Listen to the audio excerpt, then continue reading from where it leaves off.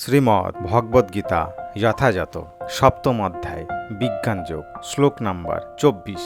অব্যক্ত্যম ব্যক্তিমপন্নম মন্যন্তে মামবোধায় পরমম ভাবমজন্তান্ত মম ব্যয়ামমত্যুতম। শব্দার্থ: অব্যক্তম অব্যক্ত, ব্যক্তিম ব্যক্তিত্ব, অপন্নম প্রাপ্ত, মনন্তে মনে করে, মামো আমাকে, অবুদ্ধয় বুদ্ধিহীন ব্যক্তিগণ, পরম পরম, ভাবম ভাব, অজান্তন না জেনে, মম আমার, অব্যয়ম অব্যয়, অনুত্তম সর্বোত্তম।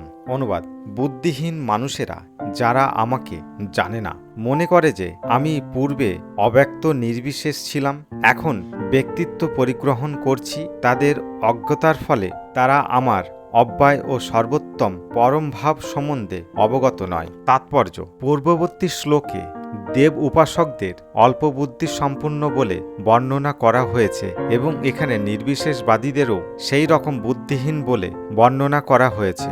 ভগবান শ্রীকৃষ্ণ তার স্বরূপে অর্জুনের সঙ্গে এখানে কথা বলেছেন, অথচ নির্বিশেষবাদীরা এতই মূর্খ যে অন্তিমে ভগবানের কোনো রূপ নেই বলে তারা তর্ক করে। শ্রী রামানুচার্যের পরম্পরায় মহিমাময় ভগবত ভক্ত শ্রী রামানুচার্য এই সম্পর্কে একটি অতি সমীচীন শ্লোক রচনা করেছেন। তিনি বলেছেন, তম শ্রীল রূপচরিত্য পরমকৃষ্ট সত্যেন সত্যিকয়া প্রবলস্য শাস্ত্রয় প্রখ্যাত দেব পরমার্থমিদম্মশ্চ নৈবাসুর প্রকৃতয়া ভবন্তি বুদ্ধয়ম।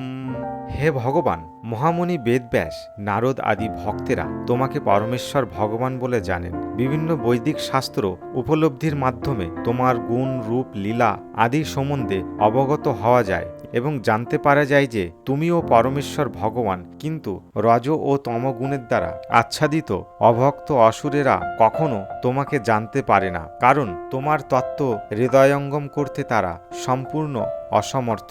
এই ধরনের অভক্তেরা বেদান্ত, উপনিষদ আদি বৈদিক শাস্ত্রে অত্যন্ত পারদর্শী হতে পারে, কিন্তু তাদের পক্ষে পুরুষোত্তম ভগবানকে জানতে পারা সম্ভব নয়। স্তোত্ররত্ন শ্লোক নাম্বার 12-তে এই কথাটি বলা হয়েছে। ব্রহ্মসংহিতাতে বলা হয়েছে যে কেবল বেদান্ত শাস্ত্র অধ্যয়ন করার মাধ্যমে পরমেশ্বর ভগবানকে জানতে পারা যায় না।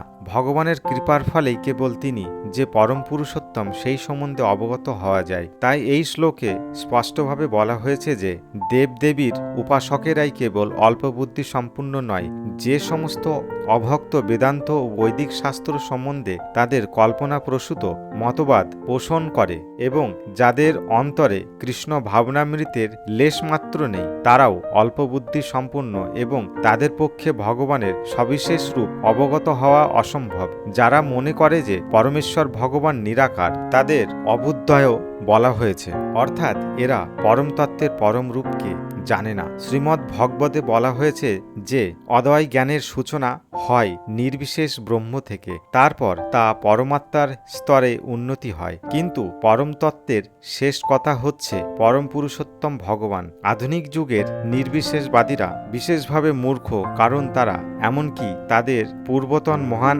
আচার্য শঙ্করাচার্যের শিক্ষাও অনুসরণ করে না, যিনি বিশেষভাবে নির্দেশ দিয়ে গেছেন যে শ্রীকৃষ্ণই হচ্ছেন পরম পুরুষোত্তম ভগবান। নির্বিশেষবাদীরা তাই পরম তত্ত্ব সম্পর্কে অবগত না হয়ে মনে করে যে শ্রীকৃষ্ণ ছিলেন দেবকী ও বাসুদেবের সন্তান মাত্র, অথবা একজন রাজকুমার, অথবা একজন অত্যন্ত শক্তিশালী জীবমাত্র। শ্রীমদ্ ভগবদ্গীতার 9ম অধ্যায়ের 11 নম্বর শ্লোকে ভগবান এই ভ্রান্ত ধারণা নিন্দা করে বলেছেন, অবজানন্তি মাম মূঢ়া মনুষ্যিনাম তনুমাশ্রিতম। অত্যন্ত মূঢ় লোকগুলি কেবল আমাকে একজন সাধারণ মানুষ বলে মনে করে আমাকে অবজ্ঞা করে। প্রকৃতপক্ষে ভক্তি সহকারে ভগবানের সেবা করে কৃষ্ণ ভাবনা অর্জন না করলে কখনই শ্রীকৃষ্ণকে উপলব্ধি করা যায় না। শ্রীমদ্ ভগবতের 10ম স্কন্ধের 14 নম্বর অধ্যায়ের 29 নম্বর শ্লোকে এই কথা প্রতিপন্ন করে বলা হয়েছে, অথাপি তে দেব পদম্বুজদয় প্রসাদলেশানুগৃহতি বহি জানাতি তত্যম ভগবন মহিম্নু ন চান্ন একপি চিরম বিচম্নন।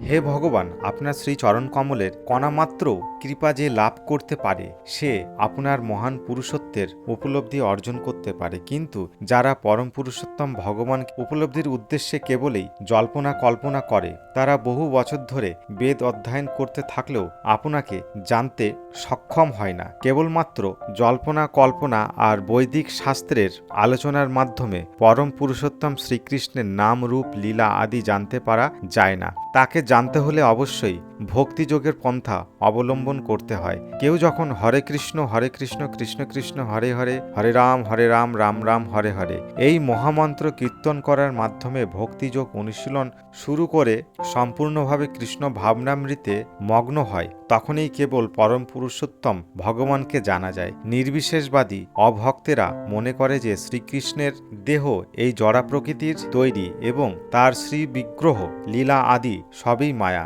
এই ধরনের নির্বিশেষবাদীদের বলা হয় মায়াবাদী। তারা পরমতত্ত্ব সম্বন্ধে সম্পূর্ণ অজ্ঞ। 20 শ্লোকে সুস্পষ্টভাবে বলা হয়েছে, কামস্তস্ত ঋতজ্ঞানা প্রপদ্যান্তে ন হন্য দেবতা। কামনা বাসনা দ্বারা যারা অন্ধ তারাই বিভিন্ন দেবদেবী শরণাপন্ন হয়। এটিও স্বীকৃত হয়েছে যে ভগবানের পরম ধাম ছাড়াও বিভিন্ন দেবদেবীর নিজস্ব বিভিন্ন গ্রহলোক আছে। 23তম শ্লোকে বলা হয়েছে, দেবান দেবজ ইয়ান্তি মদ্ভক্ত ইয়ান্তি মমাপি। দেবদেবীর উপাসকেরা দেবদেবীদের বিভিন্ন লোকে যায় এবং যারা ভগবান শ্রীকৃষ্ণের ভক্ত তারা কৃষ্ণ লোকে যায়। যদিও এই সব কিছুই স্পষ্টভাবে বর্ণনা করা হয়েছে, তবুও মূঢ় নির্বিশেষবাদীরা দাবি করে যে ভগবান নিরাকার এবং তারা এই সমস্ত রূপ আরোপণ মাত্র।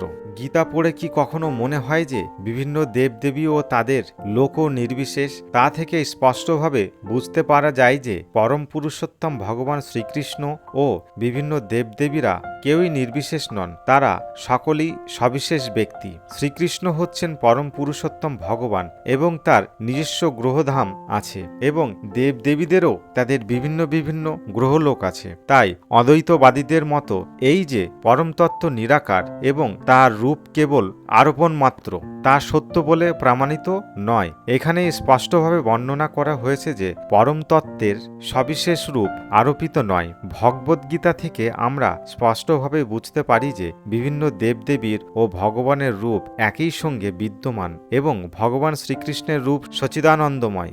বেদেও বারবার উল্লেখ করা হয়েছে যে পরমতত্ত্ব হচ্ছেন আনন্দময় ভাষাৎ, অর্থাৎ স্বভাবতই তিনি চিৎ ঘনানন্দ এবং তিনি অত্যন্ত শুভ মঙ্গলময় গুণের আধার।